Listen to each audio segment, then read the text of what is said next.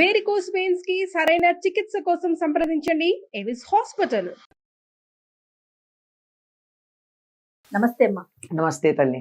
అమ్మ, పిల్లల పెంపకంలో బాధ్యత అంతా తల్లిదేనా? తల్లిది కూడా అమ్మా. తల్లిది కూడానా? తల్లితో పాటు తండ్రిది ఉంది, కుటుంబ సభ్యులందరిది కూడా ఉంది. తల్లిది ఎంతైనా కొంచెం ఎక్కువ, అంతే. ఒక పాలు ఎక్కువ, ఒక పాలు కొంచెం ఎక్కువ పాళ్లే ఉంది.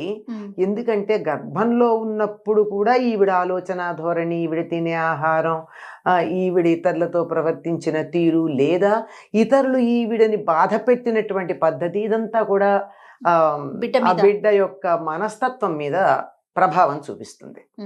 అంటే ఇక్కడ ఈవిడ ఆలోచన తీరు ఎంత ఉందో, ఈవిడ్ని ఇతరులు బాధ పెడితే ఈవిడ ఏడిచిందే, అది ఈవిడ బాధ కాదు కదా, ఈవిడ వల్ల వచ్చింది కాదు, ఇతరులది కదా.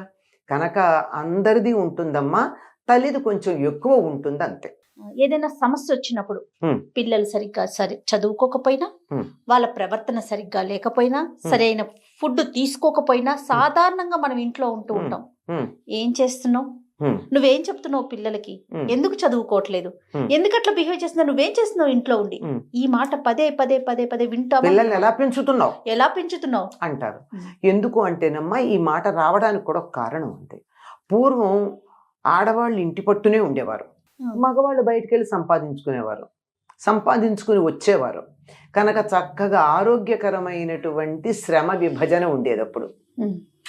అప్పుడు ఏమయ్యేది, తీసుకొచ్చింది ఏదైతే ఉందో అది ఇంట్లో వాళ్ళకి సర్ది పెట్టడం, ఎవరికి ఎంత కావాలో చూడడం, ఇంట్లో వాళ్ళ అవసరాలు తీర్చడం, బయటికి వెళ్ళి సంపాదించుకొచ్చే వాడికి శక్తి కలిగేటట్టుగా తగిన ప్రోత్సాహం ఇవ్వడం ఇంట్లో ఉన్నటువంటి ఆడవాళ్ళు చేసేవాళ్ళు. ఇప్పుడు ఆ రకంగా ఉందా పరిస్థితి? మరి ఈ రోజుకి ఆ మాట అంటున్నారు. అంటే మనం కొన్ని విషయాల్లో అభివృద్ధి పథంలోకి వెళ్ళినా, కొన్ని విషయాల్లో ఇంకా పాత విషయాలని పట్టుకుని పాకులాడుతున్నాం. ఇది సమన్వయం జరగడానికి కొంత సమయం పడుతుంది.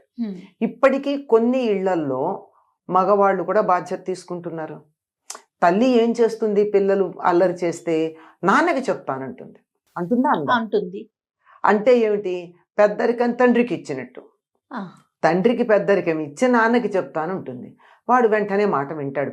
మగపిల్లాడైతే వింటాడు. అసలు ఆడపిల్లకి నాన్నకి చెప్తాననే మాట దాకా రావాల్సిన అవసరం ఉండదు. అయినా ఈ రోజుల్లో చెప్పాల్సి కూడా వస్తుంది. చెప్తానంటే వాళ్ళు మాట వింటారు. ఒకవేళ గాని వినకపోతే చెప్తుంది.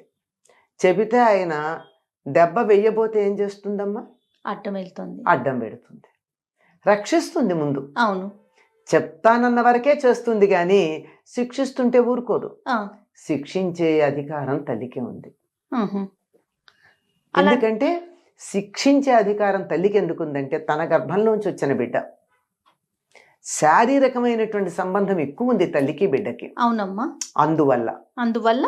అందువల్ల శిక్షించే అధికారం, పాలిచ్చి పెంచింది తల్లి, కడుపులో మోసింది తల్లి. అందుకని శిక్షించే అధికారం తల్లికి ఉంది. తండ్రికి బెదిరించే అధికారం వరకే ఉంది. బాధ్యత కూడా తల్లి తీసుకోవాలంటారా? బాధ్యత తీసుకోవాలండి. బాధ్యత ఎప్పుడు ఇద్దరు కలిసి సమానంగా తీసుకోవాలి. ఉదాహరణకు ఒక మాట చెప్తానమ్మా, పిల్లలకి సరైనటువంటి పద్ధతి నేర్పించాలి అంటే ఇద్దరి బాధ్యత ఉండాలి కదా.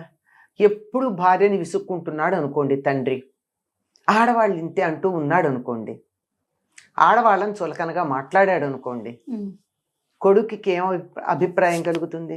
సమాజంలో ఉన్న ప్రతి ఒక్క స్త్రీని అదే భావన అనుకుంటారు. అదే ఆడవాళ్ళు చులకన అనే భావన.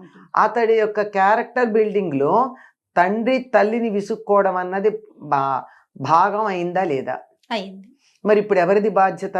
ఒక పిల్లవాడు ఇతర ఆడవాళ్ళని చులకన చేసి మాట్లాడుతున్నాడు అంటే బాధ్యత ఎవరిదొచ్చింది అక్కడ? తండ్రిది. ఇది మర్చిపోతున్నాం మనం. అవును. ఎందుకంటే ఎంతసేపు బ్లేమ్ గేమ్ అన్నది ప్రతి మనిషి మనస్సులోనూ ఉండేటటువంటి ఒక తప్పించుకుపోయేటటువంటి పద్ధతి. అంచేత ఏదైనా ఒక పొరపాటు జరిగితే ఈ తప్పు ఎవరిది అని ఎవరి మీద వేయాలని ఆలోచిస్తాం, కానీ దాన్ని సరిదిద్దామని ఆలోచన లేదు. కరెక్ట్ అమ్మా. నా ఉద్దేశం అయితే ముఖ్యంగా ఆడవాళ్ళ మీద నెట్టేస్తారు.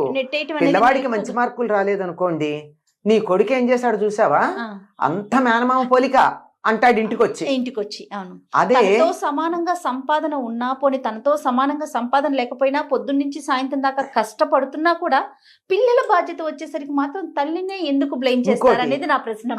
అదే కొడుకుకు మంచి మార్కులు వచ్చాయి అనుకో, నా కొడుకు చూసావా ఫస్ట్ వచ్చాడు అని చెప్తాడు. అవును. అంటే నీకు క్రెడిట్ వచ్చినప్పుడేమో నీ కొడుక, తప్పు చేస్తేనేమో ఆవిడదే కాదు ఆవిడ పుట్టింటి వాళ్ళని కూడా లాగుతారు, కలిపేసి చెప్పేస్తూ ఉంటారు. అవునమ్మా. ఇది సమాజంలో ఉన్నటువంటి ఒక దోష దృష్టమ్మ, అంతకన్నా ఇంకేం లేదు.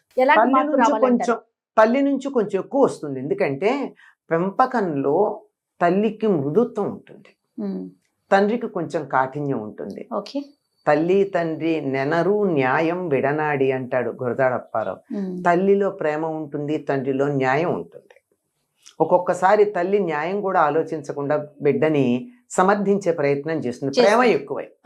అంతే తప్ప కొడుకు చనిపోవాలని కానీ కొడుకు చెడ్డదారిన వెళ్ళాలని కానీ ఏ తల్లి అనుకోదు. తాను చెడ్డగా ఉన్నా, తను చెడ్డదైనా తన బిడ్డ మంచివాళ్ళుగా ఉండాలనేటటువంటి ఆలోచన కలిగింది. కనుక ఇది ఇంకా సమాజంలో మార్పు రావాల్సినటువంటి అవసరం ఉంది. ఒకప్పుడు పూర్తిగా పిల్లల్ని చూసుకునేది తల్లి అయినప్పుడు ఆ బాధ్యత తల్లికి వచ్చేది. ఇప్పుడు తండ్రి తల్లి ఇద్దరూ ఉద్యోగాలకు వెళ్ళినప్పుడు పిల్లల బాధ్యత కూడా తండ్రి వహించవలసి ఉంది. వాళ్ళ ప్రవర్తనలో తేడా ఎలా వస్తుంది? ఇద్దరూ కలిసి ఆఫీస్ నుంచి వచ్చారమ్మా, వచ్చాక ఈవిడ నేరుగా కాళ్ళు కడుక్కోకో, ఇంకా కొంచెం సంప్రదాయం ఉంటే కడుక్కుని, లేకపోతే కడుక్కోకుండాను కిచెన్లోకి వెళ్ళి టీ పెట్టడానికి వెళ్ళిపోతుంది. తండ్రి పిల్లలు అలసిపోయామని హాల్లో ఫ్యాన్ వేసి కూర్చుంటారు, వీలైతే ఏసీ వేసి కూర్చుంటారు. ఇంకా ఎంతసేపు అని అడుగుతూ ఉంటారు. మంచినీళ్ళు కూడా ఈవిడే ఇవ్వాలి, స్టవ్ మీద టీ పెట్టి ఆన్ చేసి నీళ్లు తను తీసుకురావాలి. కానీ అదే సరైనటువంటి పెంపకంలో పెరిగిన భర్త గనక అయినట్టయితే ఆవిడ టీ పెడుతుంటే మంచినీళ్ళు ఇచ్చి స్నాక్స్ ప్లేట్లలో సర్ది అన్నీ రెడీ చేసి ఆవిడ టీ తీసుకొచ్చేటప్పటికి ఇద్దరం కలిసి తిందామంటాడు. ఈ రకమైనటువంటి మార్పు సమాజంలో వచ్చినప్పుడు పిల్లలు కూడా అప్రయత్నంగా తల్లికి సహాయం చేస్తారు, తల్లి చెప్పిన మాట వింటారు, తల్లి చెప్పిన మాట వినే పరిస్థితి తీసుకొస్తారు. అది లేకపోయింది, తల్లి చెప్పే మాట పిల్లలు వినని పరిస్థితి వచ్చింది. కావాలంటే పిల్లల్ని మనం సరిగ్గా పెంచలేదు అనగలుగుతున్నాం, కానీ తల్లి సరిగ్గా పెంచే వాతావరణం కల్పిస్తున్నామా?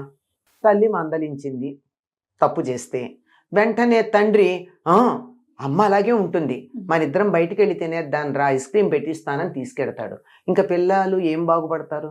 ఒకవేళ ఆవిడ తప్పుగా మందలించింది అనుకుందాం, ఆవిడ నిర్ణయంలోనే తప్పుందనుకుందాం పిల్లల్ని మందలించటంలో, అయినా ఆ క్షణాన బిడ్డల ఎదురుగా తల్లిని సమర్థించాలి, తర్వాత నువ్వు చేసింది తప్పని చెప్పాలి. ఈ రకమైన ఓర్పు ఎంతమందికి ఉంది? ఇవేది లేకుండా పిల్లలు సరిగ్గా లేకపోతే తల్లిని మనం మందలిస్తున్నాం. కుటుంబ పరిస్థితులు, తల్లి తండ్రి ఇద్దరు సరిగ్గా ఉన్నా జాయింట్ ఫ్యామిలీస్లో తాత నాయనమ్మలు అనవసరంగా సమర్థిస్తాయి. తల్లి తండ్రి మందలించినప్పుడు కావాలంటే వాళ్ళు బాధపడకుండా పర్వాలేదు నాన్న ఏమనొద్దు, అమ్మా నాన్న ఏదోలే కోపంలో అనుంటారు అని చెప్పాలి, అని సమర్థించాలి. అట్లా మీ నాన్న అంతే, మీ అమ్మ అంతే, వాళ్ళ సంగతి తర్వాత చూస్తా అని పిల్లలు ఎదురుగా తల్లినో తండ్రినో వాళ్ళు గట్టిగా మాట్లాడారు అనుకోండి, పిల్లలు ఏం బాగుపడతారు? అది అడ్వాంటేజ్ తీసుకుంటారు కదా. అది అందువల్ల పిల్లల పెంపకంలో చిన్నతనంలో పాలివ్వడం పెంచడం అలాంటి సందర్భంలో తల్లిది పూర్తి బాధ్యత. ఆ తర్వాత కుటుంబ సభ్యులందరి యొక్క ప్రభావం పిల్లల మీద ఉంటుంది. ఆ పిల్లల మీద ఆ ప్రభావం పడకుండా తల్లి జాగ్రత్త పడాల్సిన అవసరం ఉంది, అది తల్లి బాధ్యత. ఇతరుల ప్రభావం పిల్లల మీద పడకుండా చూడడం వరకే తల్లి చేయగలిగినటువంటిది, లేదంటే ఇంకా వాళ్ళ ప్రవర్తనలో ఉండే లోపాలకి ఆవిడదే కాదు పూర్తి బాధ్యత. అంతేగమ్మా, కుటుంబం అంతటిదేనమ్మా.